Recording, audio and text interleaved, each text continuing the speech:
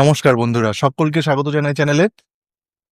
আমরা বিগত ভিডিওগুলোতে ইউপি টেটে যেখানে ফ্রেশার এবং ইন সার্ভিস টিচাররা একসাথে একটা কমন টেট এক্সাম দিলেন, মানে কর্মরত শিক্ষকরাও একই পরীক্ষা দিলেন যে পরীক্ষা ফ্রেশাররাও দিলেন শিক্ষক হওয়ার জন্য, আর কর্মরতরা দিলেন তাদের চাকরির নিরাপত্তার জন্য উত্তরপ্রদেশে।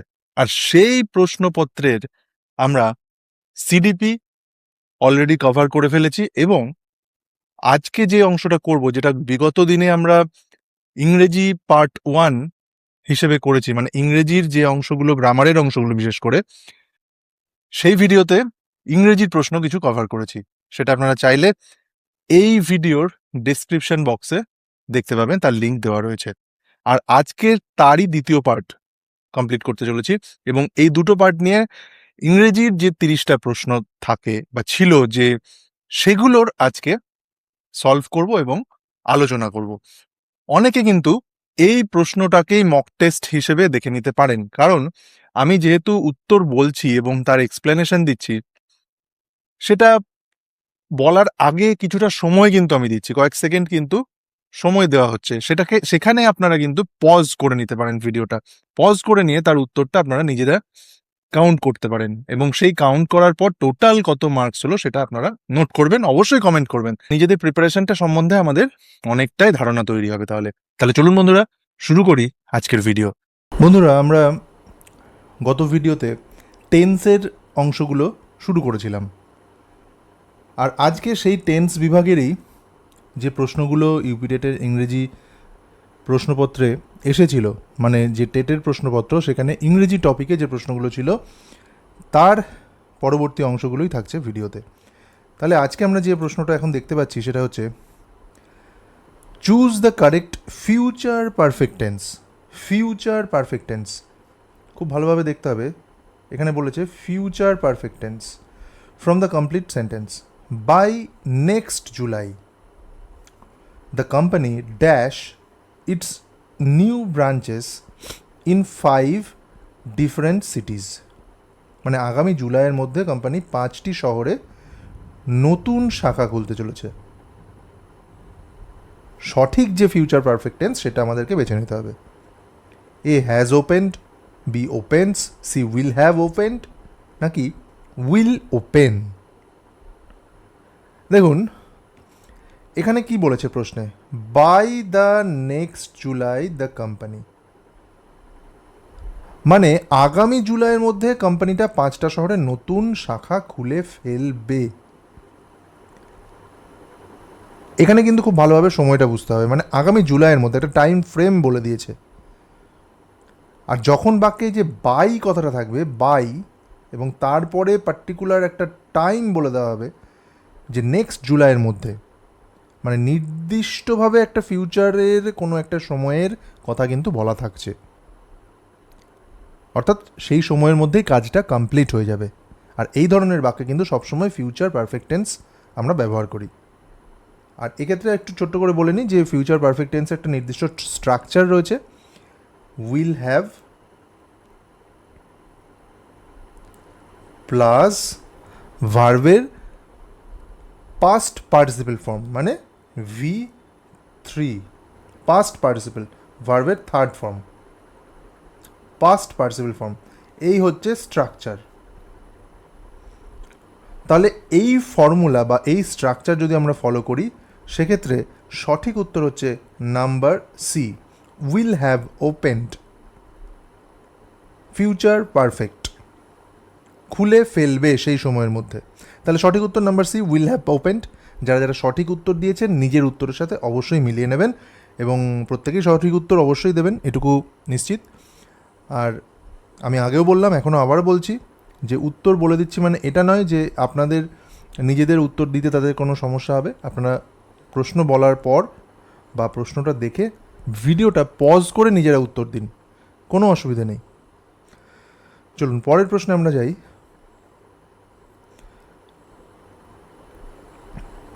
70 নম্বর প্রশ্ন। এখানে বলা হচ্ছে fill in the blank with correct form of verb. সঠিক ভার্ব ফর্ম দিয়ে শূন্যস্থান পূরণ করতে হবে। By the time the teacher arrived the students dash the classroom, মানে শিক্ষক আসার আগেই ছাত্ররা ক্লাসরুমে কি করেছিল তার সঠিক ভার্ব ফর্মটা আমাদেরকে বসাতে হবে।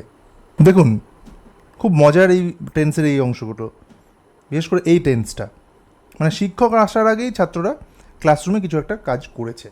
তাহলে এই ধরনের টেন্সে পার্টিকুলারলি এটা অবশ্যই পাস্ট টেন্স, কিন্তু পাস্টেই কিন্তু দুটো ঘটনা আছে, একটা আগে ঘটেছে আর একটা পরে ঘটেছে। এই দুটো বিষয় কিন্তু আমাদেরকে খুব ভালোভাবে দেখতে হবে, আর সেই বিষয়টা যদি একবার বুঝে যাই তারপরে আমরা বুঝে যাব যে ভার্বের কোন ফর্মটা এখানে বসবে। মানে শিক্ষকের আসা আর তার আগে ছাত্ররা ক্লাসরুম পরিষ্কার করে ফেলেছে, ক্লিন করা। এখানে আমরা অপশানগুলো দেখলেই বুঝতে পারছি যে ক্লিন করা মানে ভার্বটা যেটা আছে সেটা হচ্ছে ক্লিন। এখন এর কোন ফর্মটা বসবে সেটাই হচ্ছে প্রশ্ন। তাহলে এই কাজটা আমাদের, এই দুটো কাজ মানে শিক্ষকের আসা একটা কাজ, ছাত্রদের ক্লাসরুম ক্লিন করা একটা কাজ, তাহলে এই আসা আর ক্লিন করা দুটোর মধ্যে কোনটা আগে হয়েছে সেটা আমাদেরকে দেখতে হবে, কোনটা আগে শেষ হয়ে গেছে। আর যেটা আগে হয়ে গেছে সেই ক্ষেত্রে আমাদেরকে পাস্ট পারফেক্ট টেন্স ব্যবহার করতে হবে। পাস্ট পারফেক্ট, যে কাজটা আগে হয়েছে সেক্ষেত্রে। আর পাস্ট পারফেক্টের যে ফর্মুলা বা স্ট্রাকচার যাই বলুন না কেন সেটা হচ্ছে হ্যাড প্লাস V3, মানে ভার্বের থার্ড ফর্ম। এটা আমাদেরকে কিন্তু মনে রাখতে হবে পাস্ট পারফেক্টের ক্ষেত্রে, এই টেন্সের ক্ষেত্রে। তাহলে কোন কাজটা আগে হয়েছে? ছাত্ররা ক্লাসরুমটাকে পরিষ্কার করে ফেলেছিল আগে, শিক্ষকের আসার আগে। তাহলে অবশ্যই সঠিক উত্তরটা হবে নাম্বার ডি, হ্যাড ক্লিনড।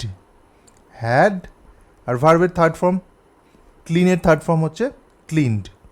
তাহলে এখানে সঠিক উত্তর হচ্ছে নাম্বার ডি। তাহলে দেখুন ছোটো ছোটো টেন্সের বিষয়গুলোও কিন্তু আমাদের মাথায় চলে আসছে। মানে দীর্ঘদিন আগে হয়তো আমরা চর্চা করেছিলাম ছাত্রদের পড়াতে গিয়ে বা নিজেরাই পড়তে গিয়ে, সেই বিষয়গুলো যখনই আমরা এইগুলো সলভ করব, যত বেশি পরিমাণে আমরা এমসিকিউ সলভ করব তত কিন্তু আমাদের নিজেদেরই অনেকটা বেনিফিট হবে। চলুন আমরা পরের প্রশ্নে এগোই এবার।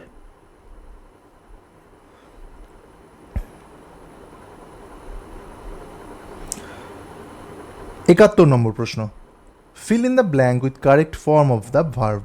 দেখুন ভার্বেরই ফর্ম নিয়ে কতগুলো প্রশ্ন আসছে। They dash cricket when it started raining.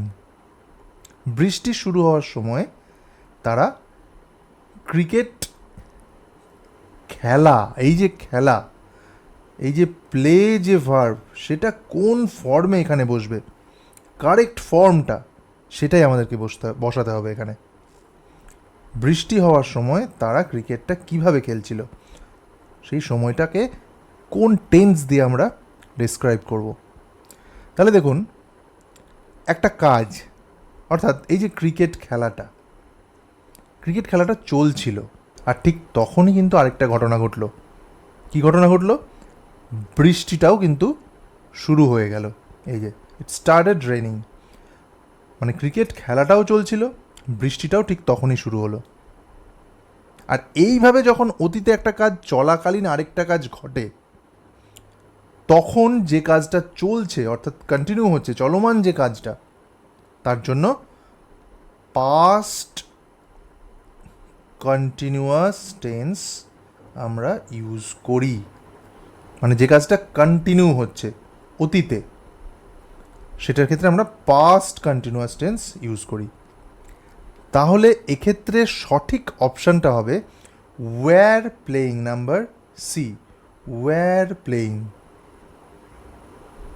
আশা করি পুরনো স্মৃতিগুলো মনে পড়ছে সকলের, যে পাস্ট কন্টিনিউয়াস টেন্স কীভাবে হয়। নতুন করে এলাবোরেটলি আর বলার দরকার নেই। চলুন পরের প্রশ্নে আমরা এবার এগোই।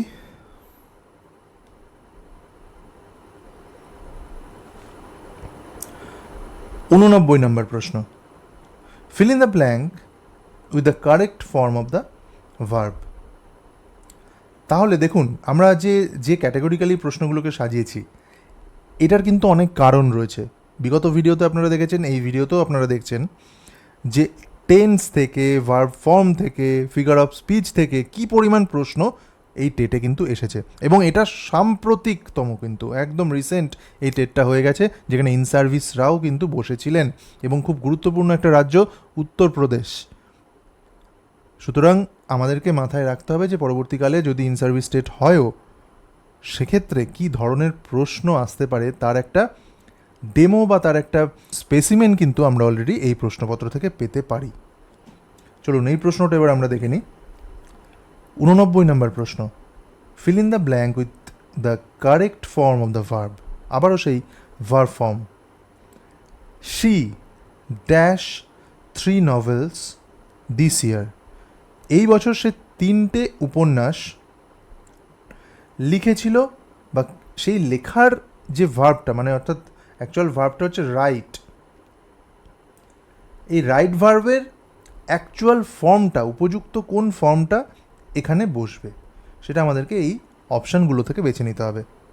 এ writing, B writes, C has written, D write, যেটা অ্যাকচুয়াল বেস ফর্ম। তাহলে সঠিক উত্তর কোনটা হবে এবং কেন হবে সেটা আপনারা ভেবে কিন্তু সঠিক উত্তরটা দিন। দেখুন, প্রথমেই বলা হয়েছে দিস ইয়ার, বাক্যটা যদি আমরা ভালো করে দেখি, এখানে বলা হয়েছে যে দিস ইয়ার, মানে এই বছরটা এখনও কিন্তু শেষ হয়নি, সেই চালু বছরেই এই ঘটনাটা ঘটছে। মানে তিনি লিখেছেন এই গল্পটা, 3টে উপন্যাস তিনি লিখেছেন। তাই এমন কাজ যেটা অতীতে শুরু হয়েছে, কিন্তু তার প্রভাব বা ফলাফল এখনও পর্যন্ত বর্তমান আছে, সেক্ষেত্রে আমরা যে বিশেষ টেন্সটা ব্যবহার করি তাকে বলা হচ্ছে প্রেজেন্ট পারফেক্ট টেন্স।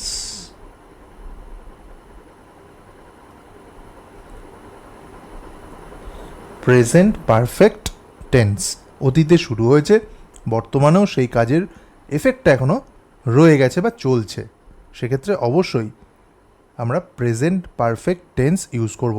এবং অবশ্যই এর একটা নির্দিষ্ট স্ট্রাকচার রয়েছে,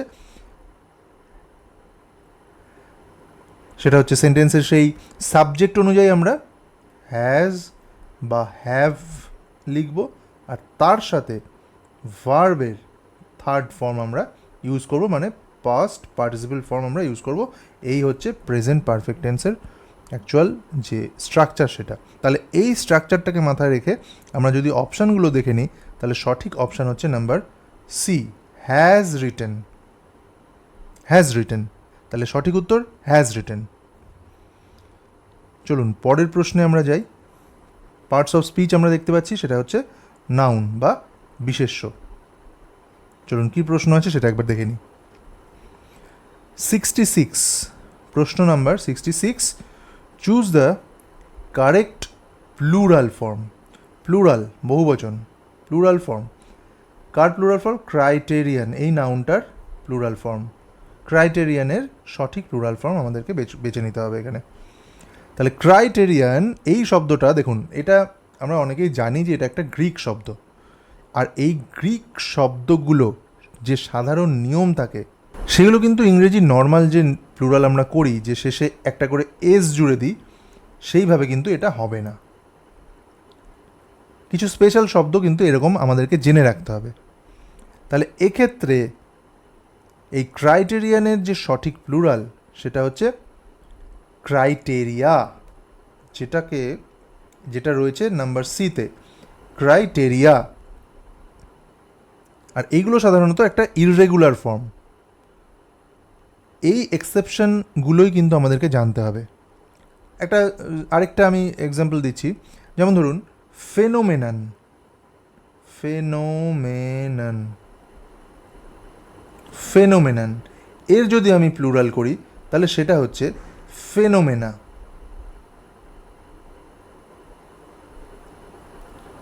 তাহলে এই ধরনের যে এক্সেপশনগুলো সেগুলো কিন্তু আমাদেরকে মাথায় রাখতে হবে, কারণ নর্মাল যেগুলো সাধারণত এস যোগ করে হয় সেই বিষয়গুলো কিন্তু চট করে দিচ্ছে না।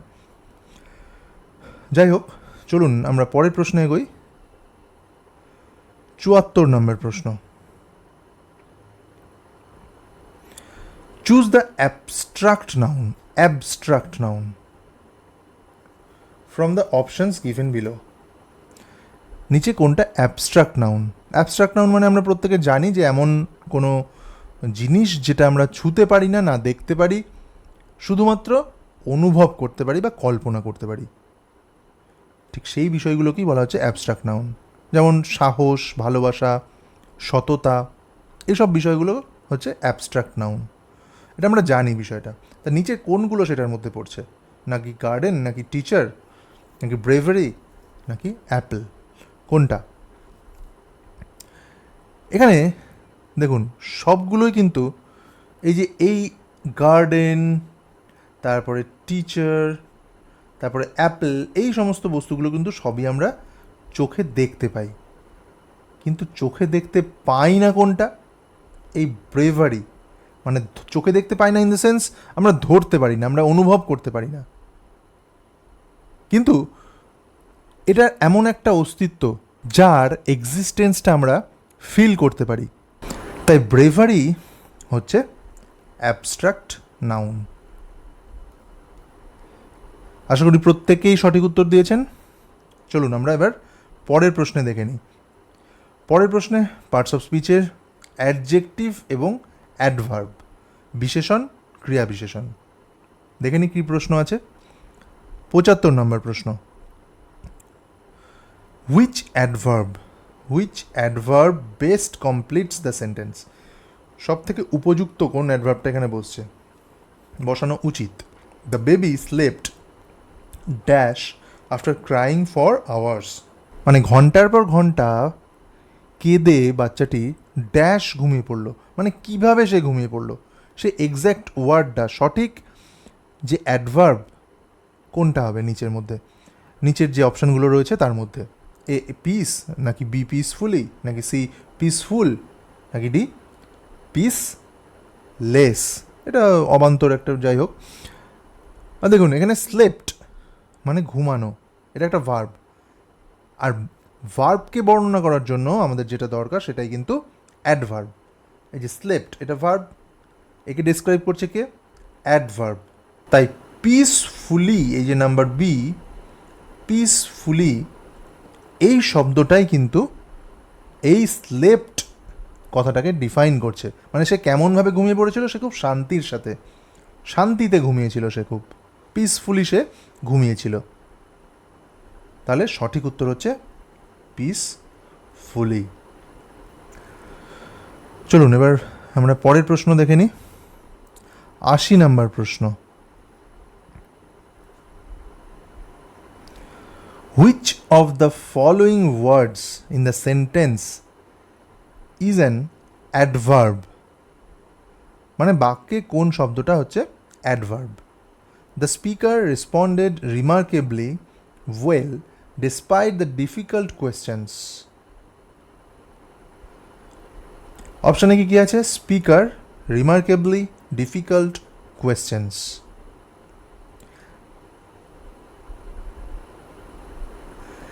দেখুন এই যে সেন্টেন্সটা, দ্য স্পিকার রেসপন্ডেড রিমার্কেবলি, এই রিমার্কেবলি যে শব্দটা, সেটা কাকে ডিফাইন করছে বা কাকে ডিসক্রাইব করছে? রিমার্কেবলি ওয়েল, অর্থাৎ ওয়েল শব্দটাকে, অর্থাৎ সে কতটা ভালোভাবে উত্তর দিয়েছে সেটা কিন্তু এই রিমার্কেবলি কথাটা বোঝাচ্ছে। আর যখন একটা শব্দ ভার্ব, অ্যাডজেক্টিভ বা অন্য কোনো অ্যাডভার্বকে এইভাবে ডিসক্রাইব করে বা বর্ণনা করে, তার সম্বন্ধে কিছু বলে, তখন সেটা কিন্তু অ্যাডভার্ব হয়। এটা আমরা জানি এই বিষয়টা। তাই সঠিক যে শব্দটা সেটা হচ্ছে নাম্বার বি, রিমার্কেবলি, উল্লেখযোগ্যভাবে। চলুন এর পরের প্রশ্নে আমরা দেখে নিই। 82 নম্বর প্রশ্ন। প্রশ্নটা হলো, choose the correct word to complete the sentence. The manager appreciated her dash in solving the customers problem quickly. মানে ম্যানেজার গ্রাহকের সমস্যা দ্রুত সমাধানে তার ড্যাশ প্রশংসা করলেন। অপশানে রয়েছে এফিসিয়েন্সিজ, এফিশিয়েন্ট, এফিশিয়েন্টলি, এফিসিয়েন্সি। কোন শব্দটা এখানে সঠিকভাবে বসবে? মানে গ্রাহকের সমস্যার দ্রুত সমাধান করার জন্য তার কি প্রশংসা করলেন সেটা কিন্তু এখানে বসাতে হবে। এখানে খেয়াল করুন, এই যে হার শব্দটা আছে, হার, এই হার শব্দের পরে কিন্তু সাধারণত নাউন বসে, কারণ হার এখানে কিন্তু পজেসিভ হিসেবে ব্যবহৃত হয়েছে। এই বিষয়টা আমাদের খেয়াল রাখতে হবে। যেমন হার বুক, হার এফিসিয়েন্সি, ঠিক এই রকমভাবে, ঠিক এই নিয়মে এখানে কিন্তু সঠিক যে উত্তরটা হবে সেটা হচ্ছে ডি, এফিসিয়েন্সি, মানে দক্ষতা, নাউন, এটাই হচ্ছে নাউন। তাই এখানে এফিসিয়েন্সিটাই কিন্তু সঠিক উত্তর। আর এফিসিয়েন্ট, এই যে এফিসিয়েন্ট, এটা হচ্ছে অ্যাডজেক্টিভ, এফিসিয়েন্টটা হচ্ছে অ্যাডজেক্টিভ, আর এফিসিয়েন্টলি কিন্তু এটা অ্যাডভার্ব। তাই এখানে যে সঠিক নাউনের ব্যবহার সেটাই কিন্তু আমাদেরকে এই প্রশ্নটা শেখাচ্ছে। তাহলে সঠিক নাউন এফিসিয়েন্সি। চলুন পরের প্রশ্নে আমরা যাই। 83 প্রশ্নটা হলো which word is an adjective in the sentence. এখানে এই যে বাক্যটা, সেই বাক্যটাতে অ্যাডজেক্টিভ কোনটা? She wrote a red dress to the party. কোনটা অ্যাডজেক্টিভ নিচের চারটে অপশনের মধ্যে? পার্টি নাকি ড্রেস নাকি ওর নাকি রেড, কোনটা? সঠিক উত্তর হচ্ছে নাম্বার ডি, রেড। দেখুন এই যে রেড শব্দটা, এই যে রেড শব্দটা, সেটা কাকে ডিফাইন করছে? ড্রেসকে, অর্থাৎ নাউনকে। কেমন ড্রেস? লাল রঙের একটা ড্রেস। তাই অ্যাডজেক্টিভ হচ্ছে এই রেড শব্দটা। তাহলে সঠিক উত্তর number D.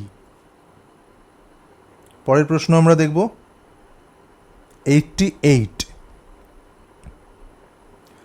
Identify the adverb in the sentence. এখানে সঠিক অ্যাডভার্বটা আইডেন্টিফাই করতে বলেছে। She always completes her homework on time. সে সবসময় তার যে হোমওয়ার্কটা থাকে সেটা একদম ঠিকঠাক সময়ে কমপ্লিট করে। কোনটা অ্যাডভার্ব?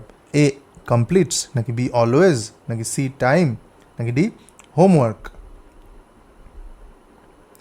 সঠিক উত্তরটা আপনারা দিন। দেখুন ভিডিওটা পজ করে নিন, এই সততাটা আমরা নিজেরাই রাখতে পারি, কারণ আমরা প্রত্যেকেই এখানে যারা দেখছি, যারা দর্শক রয়েছেন, তারা দীর্ঘদিন ধরেই এই বিষয়টার সাথে পরিচিত। তারা মক টেস্ট ঠিক যেভাবে দিয়েছেন বিগত দিনে এখনও দিচ্ছেন, এবং এই ভিডিওগুলো যেভাবে বিগত দিনেও দেওয়া হয়েছে, যে পজ করে উত্তরগুলো দেওয়া বা প্রশ্নগুলো দেখে সেই এক্সপ্লেনেশনটা শুনে সঠিক উত্তরগুলো বেছে নেওয়া, সেই বিষয়গুলো বিগত দিনেও আমরা করেছি। এই ক্ষেত্রেও কিন্তু তার অন্যথা হবে না। আমরা সেই সততাটা বজায় রেখে নিজেরা সেই নিষ্ঠার সাথে কিন্তু সেই প্রস্তুতিটা নিচ্ছি। আর নিষ্ঠার সাথে যখন কোনো কাজ করা হয় আমরা প্রত্যেকেই জানি তার ফল কিন্তু সবসময় সুন্দর হয় এবং সফলতা কিন্তু অবশ্যম্ভাবী সেক্ষেত্রে। এখানে সঠিক উত্তরটি হচ্ছে বি, অলওয়েজ। দেখুন, she always completes her homework, এই যে অলওয়েজ শব্দটা, এই শব্দটা, এই যে কমপ্লিটস, অর্থাৎ এখানে ভার্ব হচ্ছে complete, third person singular number বলে কমপ্লিটস করা হয়েছে, এই ভার্বটাকে কিন্তু ডিফাইন করছে বা ডিসক্রাইব করছে বা বর্ণনা করছে। অর্থাৎ কতটা ঘন ঘন কাজটা হয় সেটা কিন্তু এখানে বোঝাচ্ছে ফ্রিকুয়েন্সিটা। অর্থাৎ অলওয়েজ, অলওয়েজ সে সবসময় এই কাজটা অন টাইমে করে। তাই সঠিক উত্তরটা হচ্ছে অলওয়েজ। আর এটা আমরা প্রত্যেকেই জানি যে এটা হচ্ছে adverb of frequency, adverb of frequency. 72 নম্বর প্রশ্ন, what kind of sentence is this? অর্থাৎ এটা কী ধরনের sentence? Please close the window, জানলাটা বন্ধ করো দয়া করে। এটা কোন ধরনের বাক্য? এটা হলো নাম্বার বি, ইম্পেরেটিভ, অনুরোধ বা আদেশ সূচক বাক্য। মানে কাউকে কোনো কিছু করতে বলা হচ্ছে, একটা অনুরোধ করা হচ্ছে বা আদেশ দেওয়া হচ্ছে, সেক্ষেত্রে আমরা প্রত্যেকেই জানি সেক্ষেত্রে এটা সেই ধরনের বাক্যগুলোকে আমরা বলি ইম্পেরেটিভ সেন্টেন্স। তাই সঠিক উত্তর number B. 85. Which sentence contains an intransitive verb? Intransitive verb. কোন বাক্যটাতে ইনট্রানজিটিভ ভার্ব আছে? The boy kicked the ball. Number B, we solved the problem. Number C, the baby slept peacefully. Number D, she wrote a letter. দেখুন, এক্ষেত্রে একটা সহজ উপায় আছে। আমাদেরকে একটা জিনিস দেখতে হবে যে ভার্বের পর অবজেক্ট আছে কিনা। ভার্বের পর অবজেক্ট আছে কিনা আমাকে সবসময় সেটা দেখতে হবে। দেখুন, কিকড এই যে ভার্বটা, এরপরে অবজেক্ট কি আছে? Ball. Solved the problem, solved verb, এরপরে অবজেক্ট কি আছে? Problem. She wrote a letter, wrote verb, তারপর অবজেক্ট কি আছে? লেটার। কিন্তু নাম্বার সিটাতে যদি আমরা দেখি যে বাক্যটা, দ্য বেবি স্লেপ্ট পিসফুলি, এখানে কিন্তু কোনো অবজেক্ট আমরা খুঁজে পাচ্ছি না বা অবজেক্ট নেই, শুধু পিসফুলি এই শব্দটা রয়েছে, যেটাকে বলা হচ্ছে অ্যাডভার্ব। আর যেই ভার্বের পর অবজেক্ট থাকবে না সেটাকেই বলা হচ্ছে ইনট্রানজিটিভ ভার্ব। ইনট্রানজিটিভ ভার্ব, ভার্বের পর অবজেক্ট থাকছে না, এবং সেটাই আমরা খুঁজে পেয়ে গেছি নাম্বার সি। এখানে ভার্ব রয়েছে কিন্তু তারপরে অবজেক্ট নেই, শুধুমাত্র অ্যাডভার্ব রয়েছে। তাহলে সঠিক উত্তর হবে number C, the baby slept peacefully. এটা কিন্তু এই যে স্লেপ্ট এই যে ভার্বটা, এটা হচ্ছে ইনট্রানজিটিভ ভার্ব। আরও একটা জিনিস জেনে নিই, এই ইনট্রানজিটিভ, এই যে ইনট্রানজিটিভ এই কথাটা, এটাকে বাংলায় বলা হয় অকর্মক ক্রিয়া। অকর্মক, অকর্মক ক্রিয়া। এটা একটু খুব সহজে আমরা মনে রাখবো যে ইনট্রানজিটিভ মানে নো অবজেক্ট। ইনট্রানজিটিভ মানে ভার্বের পর কোনো অবজেক্ট থাকবে না, এটা কিন্তু আমাদেরকে মনে রাখতে হবে। আর যখনই আমরা দেখব যে ভার্বের পর কোনো অবজেক্ট থাকছে না, যে ধরনের বাক্যে খুব সহজেই আমরা ধরে ফেলতে পারবো সেগুলো ইনট্রানজিটিভ ভার্ব। এবার আমরা পরের প্রশ্নে যাই। 90. In the sentence, the child appeared nervous. Before the performance, the verb appeared functions as a or an. এ বাক্যে appeared শব্দটা কোন ধরনের ভার্ব হিসেবে কাজ করছে? কোন ধরনের ভার্ব হিসেবে? A, dynamic action verb. Number B, transitive verb. Number C, linking verb. Number D, auxiliary verb. কোনটা হবে সঠিক উত্তর?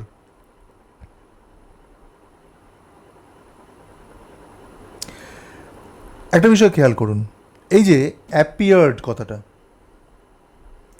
দ্য চাইল্ড অ্যাপিয়ার্ড, এই যে অ্যাপিয়ার্ড এই কথাটা, এখানে কিন্তু কোনো অ্যাকশন বোঝাচ্ছে না, বরং সাবজেক্ট, যে এই যে চাইল্ড রয়েছে, যে সাবজেক্ট, তার একটা অবস্থা, তার একটা স্টেট বোঝাচ্ছে। অর্থাৎ সে নার্ভাস, এই যে নার্ভাস, তার মেন্টাল স্টেটটা বোঝাচ্ছে এই অ্যাপিয়ার্ড শব্দটার মাধ্যমে। তাই এই ধরনের ভার্ব যেগুলো সাবজেক্টকে তার অবস্থা বা তার স্টেটের সাথে সংযুক্ত করে, কানেক্ট করে, তার অ্যাকশানটা কিন্তু এখানে দেখাচ্ছে না। আর সেই ধরনের ভার্বগুলোকে কিন্তু লিঙ্কিং ভার্ব বলা হয়। এখানে সঠিক উত্তর হবে নাম্বার সি। এরকম আরও অনেক ভার্ব আছে, যেমন ধরুন বি, তারপর ধরুন বিকাম, সিম, অ্যাপিয়ার তো আমরা দেখলামই। তাহলে এই রকমের যে ভার্বগুলো, এগুলো সবই কিন্তু সেই লিঙ্কিং ভার্ব। এই বিষয়টা কিন্তু আমাদেরকে মাথায় রাখতে হবে। চলুন পরের প্রশ্নে আমরা যাই। প্রিপোজিশন কনজাংশন, মানে পার্টস অফ স্পিচ থেকেও কিন্তু ম্যাক্সিমাম প্রশ্ন এসেছিল এই প্রশ্নে, এই পরীক্ষায়।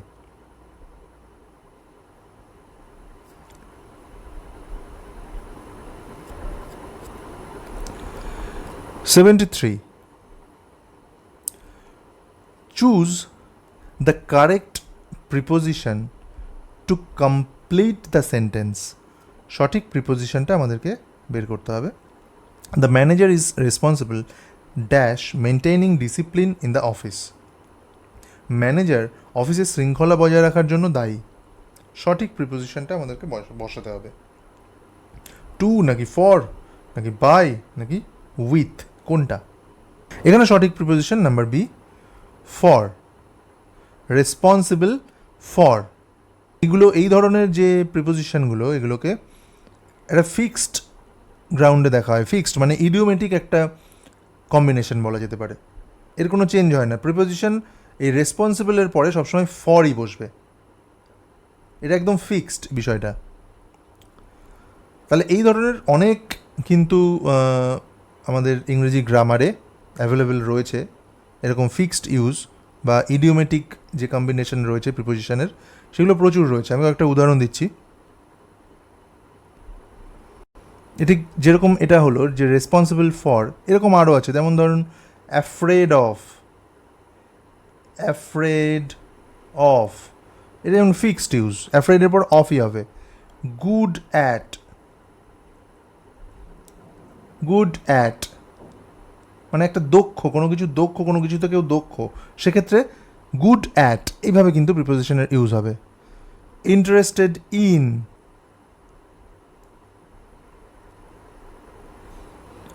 Famous for. তাহলে এরকম বহু কিন্তু আমাদের উদাহরণ রয়েছে। Listen to, look after, believe in, depend on, apply for, reason for, need for, solution to, key to, এরকম অজস্র উদাহরণ রয়েছে। তাহলে সেগুলো আমাদের একটু জেনে নিতে হবে। চলুন পরের প্রশ্নে আমরা যাই। ৭৮ নম্বর প্রশ্ন। এখানে বলছে choose the correct preposition two complete the sentence. The train arrived dash the station before sunrise. ট্রেনটি সূর্যোদয়ের আগে স্টেশনে পৌঁছালো। সঠিক প্রিপোজিশনটা আমাদেরকে এখানে বসাতে হবে। ইনটু নাকি ইন নাকি অ্যাট নাকি অন, কোনটা হবে সঠিক? একটা বিষয় আমরা যখন প্রিপোজিশন পড়ি তখন একটা জিনিস জানি আমরা, যে ছোট বা নির্দিষ্ট কোনো স্থানের ক্ষেত্রে, যেমন স্টেশন, এয়ারপোর্ট, বাস স্টপ, এগুলোতে আমরা অ্যারাইভ অ্যাট ব্যবহার করি।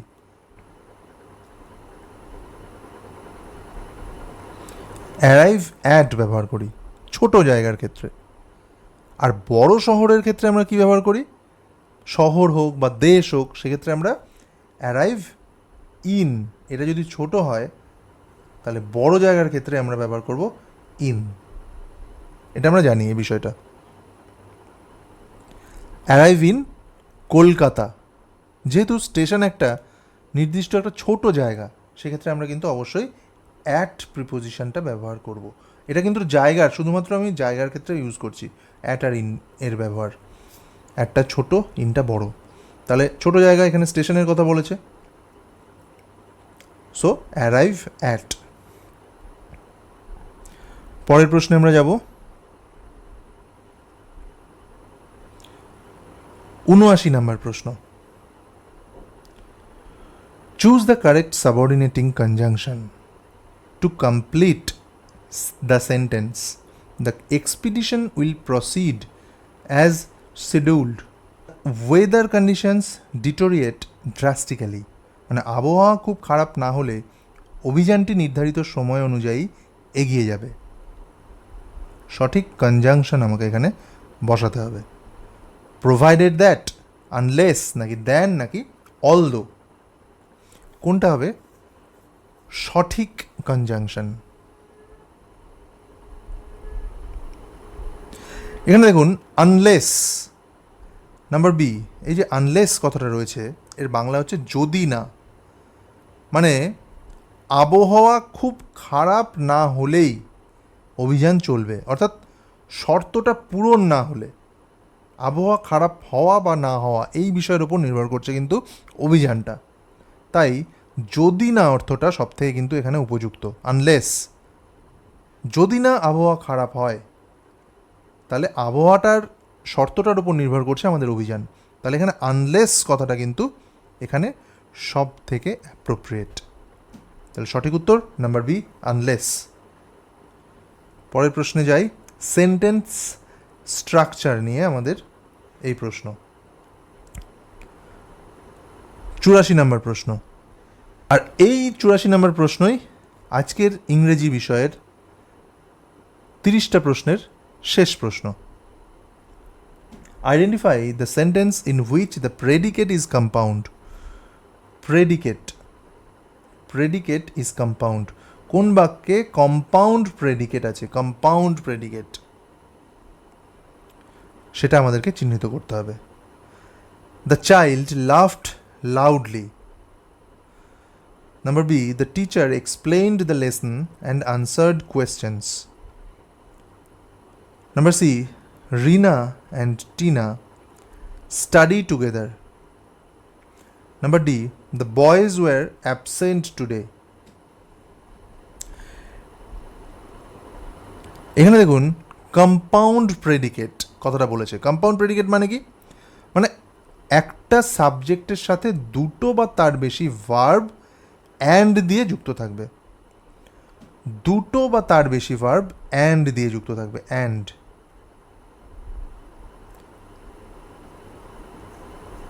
একটা সাবজেক্টের সাথে দুয়ের বেশি, 2+ করলাম আমি, কি ভার্ব অ্যান্ড দিয়ে যুক্ত থাকবে, সেটাকেই বলা হচ্ছে কম্পাউন্ড প্রেডিকেট।